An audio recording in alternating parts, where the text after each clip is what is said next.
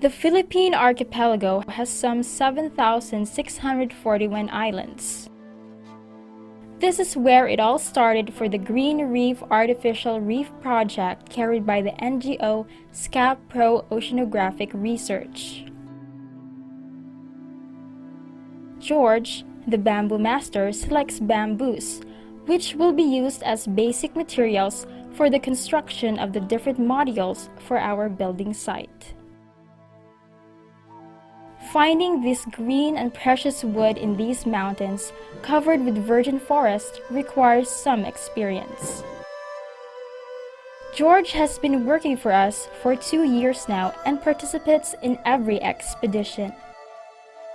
Cut bamboo will be transported by land or river when river allows it. They will often be worn on the backs of men or buffalo to the nearest coast. There they will be stored, packed, and maintained to be transported to our workshop. Like a raft, they will be towed by sea towards the village of Padre Burgos. Once disembarked, the construction team will take the precious cargo load for the construction of the reefs. Without wasting time, Royne starts building a new barge. The old one was sunk during a typhoon. In the same time, Jeffrey and the team start creating 130 new modules.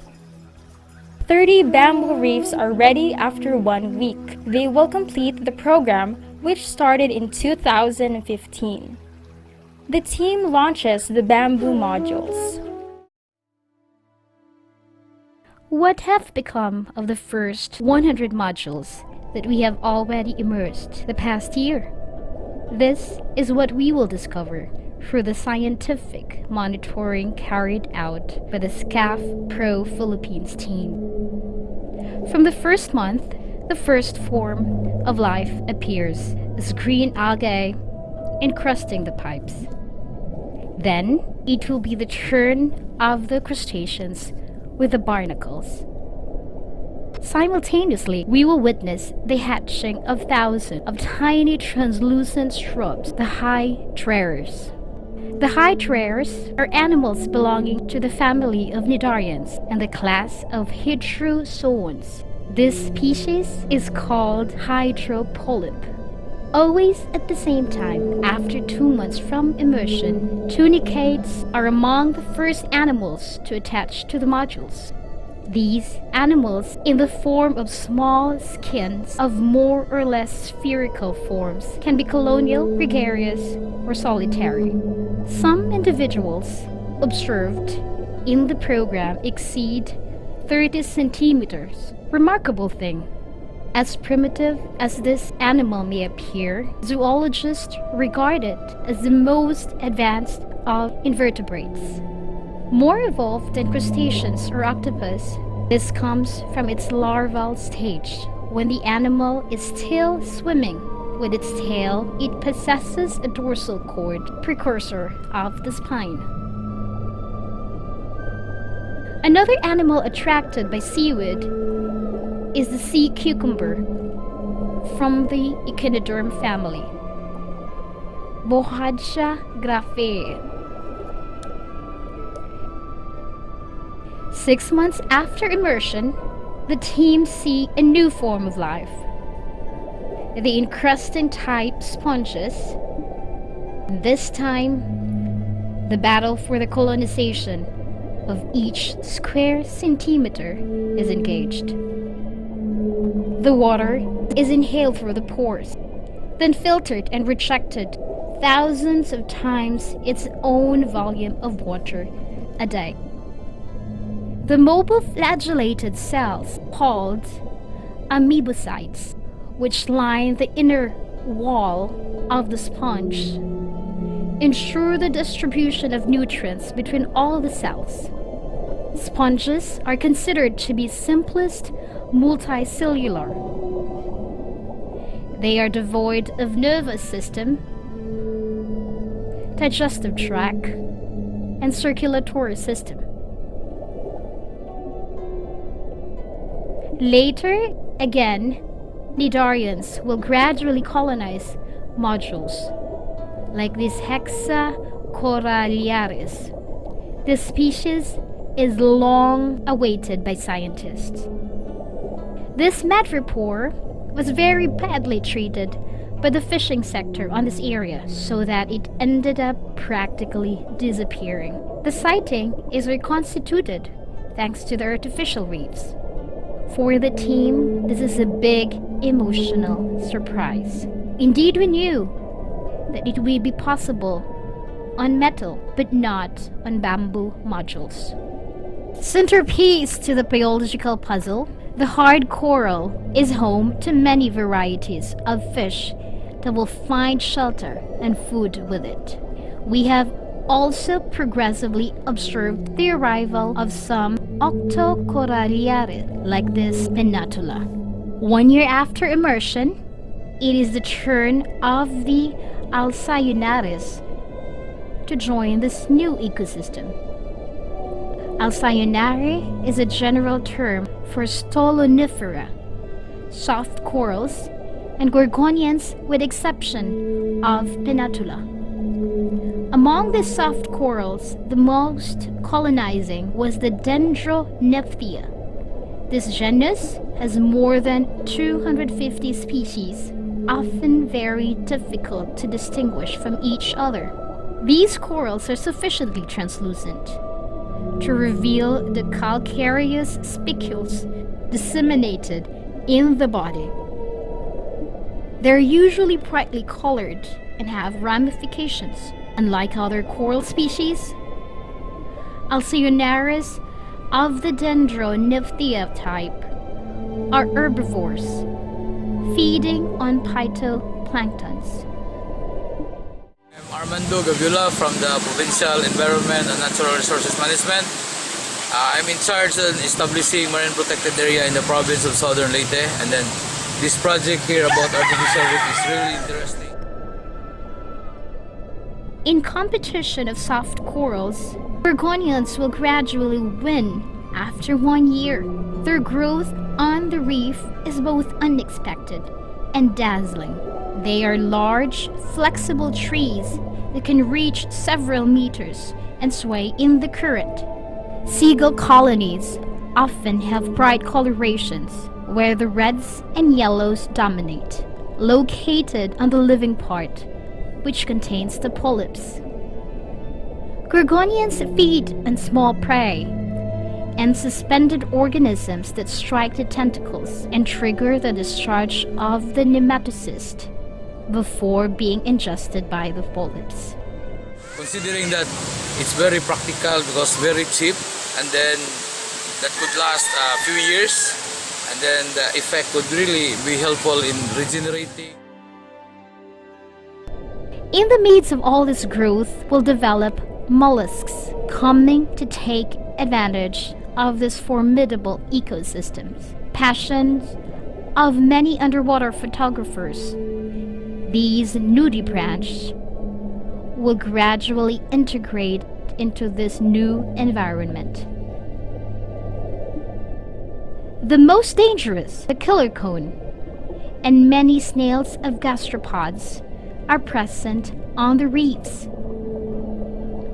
We will meet several kinds of bivalves enjoying structures like these Hyotissa, or even the Steria, looking for height for better filtering. Not to mention many discrete cephalopods, and most easily visible at night. Since the arrival of the first sea cucumbers a year ago, new echinoderms have colonized the reef. Among them, the crinoids or comatulas are particularly present in the program. Crinoids are sessile or fixed or vagal or motile animals resembling plants, but with an articulated calcareous skeleton, a kind of root, and a chalice with long, flexible arms that allow them to filter the plankton they feed on in the water. Crinoids are passive organisms whose hard bodies attract little predators. Coriaster granulatus is a scavenger species that feeds on bottom sediment but does not neglect carrion and food debris. Starfish are mainly opportunistic omnivores with carnivorous or detritus tendencies depending on the species and availability of food. As crustaceans, the team will meet Bernard hermit and especially this beautiful shrimp anemones. The genus Encyclomenis includes several shrimp species of the family Palaemonidae. Most species live in symbiotic association with larger animals, including sea anemones. Let's finish the chapter of the invertebrates with the marine worms. We will meet, essentially, the Sabelle belonging to the species of plume worms.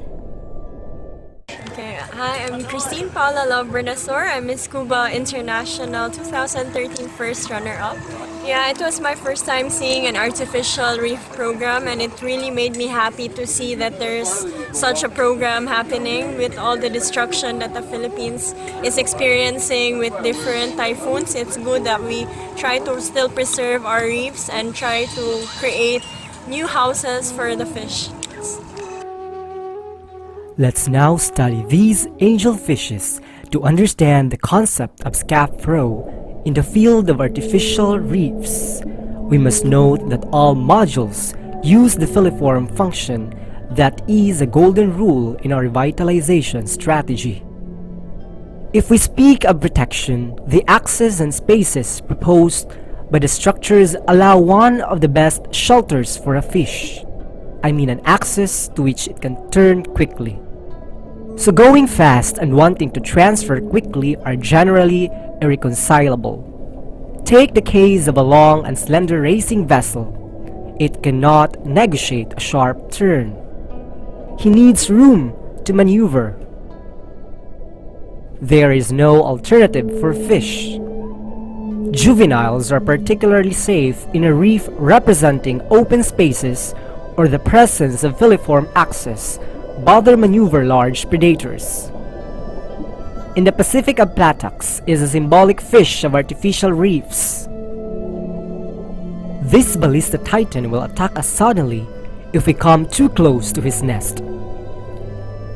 Surgeonfish are territorial and mainly herbivorous. Damselfish are of the family Pomanthathidae. Damselfish feed on invertebrates and plankton and generally live in groups. They display a wide range of colors, mainly bright shades of yellow, red, orange, and blue, although some are relatively marbled black or gray. Juvenile are often a different color, brighter than adults. About 385 species are classified in this family, in about 29 genera. Of these, members of two genera, Amphiphryon and Premnus, are commonly referred to as clownfish or anemone, while members of the other genera are commonly called damselfish. These Odanthias are the most important family reported in the team's follow-up. When they forage for food, at the mercy of currents waving the reef, these fish form large groups of both males and females. We are able to observe a multitude of cardinal fishes, but also many other kinds of fishes. The hawkfish belong to the family Ceratidae, which comprises 13 genera and 14 species. They owe their vernacular names to their hunting technique, on the lookout on a branch of coral, with very rapid acceleration as soon as the prey passes within reach. The sparrowfish are protogynous hermaphrodites and may be monogamous and territorial, or to form harems. But now, after a year of relentless colonization of the reefs, what will happen? New predators will own this new territory. Trevally is a solitary fish but migrates in groups. During his ascent against the current, he pauses and the entire school forms a clockwise direction. This phenomenon we have not understood. Rifles, Sationidae, are a family of fish of the other Perciformes represented by 4 genera and 20 species, mostly tropical. They live in schools, often near the surface. Lethernus microdon is an emperor fish species. The team observed them posted on the sand like a brigade spying and analyzing the slightest movement of life inside the superstructure of the reef. It will be the turn of the barracudas to visit the abundance of prey, but to hunt here will however be complicated for them. The razorfish Eluscus strigatus is easily recognizable with a very specific position, always head down, a razor-like shape or knife blade, with a longitudinal black band at the lateral line. Parrotfish have diurnal activity focused primarily on feeding by roaming their territory alone. Sand perches usually live on substrates of sand or rubble in shallow seas. We will meet breams, gobies, poisonous fish like these lionfish, or the maximum danger, the scorpion fish, camouflage master. Small moray eels more fearful than aggressive. Squirrelfish, needlefish, chests and goats fish. But the most beautiful moment was this fantastic meeting with a frogfish. It will be a magical moment, especially it's very rare to see it swim. This reef brings us everyday new scientific treasures and allows us to count today more than 300 species of vertebrates and invertebrates. Juju Maraon from Padre Burgos. I'm a counselor here in Padre Burgos at LGU. Then I'm so glad that we found one of this organization, Scaph, organized by Jeff and Michael. And today we've been diving to search what's going on for the artificial reef, and I'm so happy that everything's okay down there. So I hope this kind of organization will make another more artificial reef. Thank you. God bless. Do not forget before launching Reef. After launch, the Reef.